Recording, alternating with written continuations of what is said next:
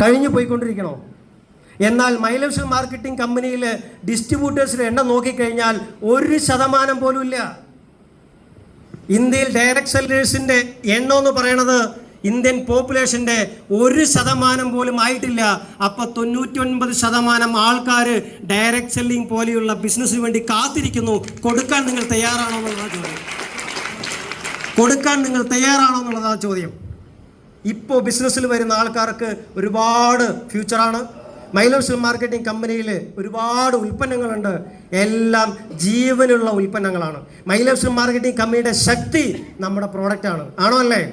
മൈലക്ഷ്മി marketing കമ്പനിയുടെ ശക്തി നമ്മുടെ പ്രോഡക്റ്റാണ്. ജീവനുള്ള പ്രോഡക്റ്റാണ് മൈലക്ഷ്മി മാർക്കറ്റിംഗ് കമ്പനിയിലുള്ളത്.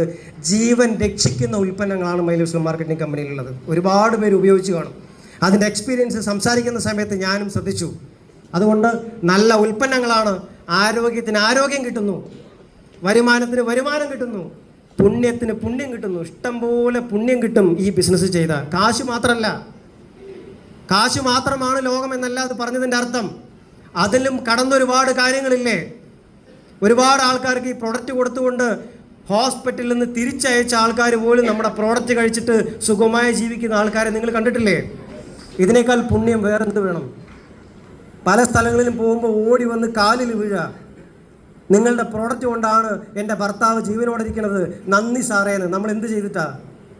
ഞാൻ പറയും, നന്ദി നമ്മുടെ ശാസ്ത്രജ്ഞന്മാർക്കും ഈ കമ്പനി തുടങ്ങിയ വലിയ മനുഷ്യനും കൊടുക്കും. ഞങ്ങൾ ഇടയിൽ ഒന്ന് നിന്നിട്ട് ഇത് നല്ലതാണെന്ന് പറയുന്ന ആൾക്കാരാണെന്ന് മാത്രം.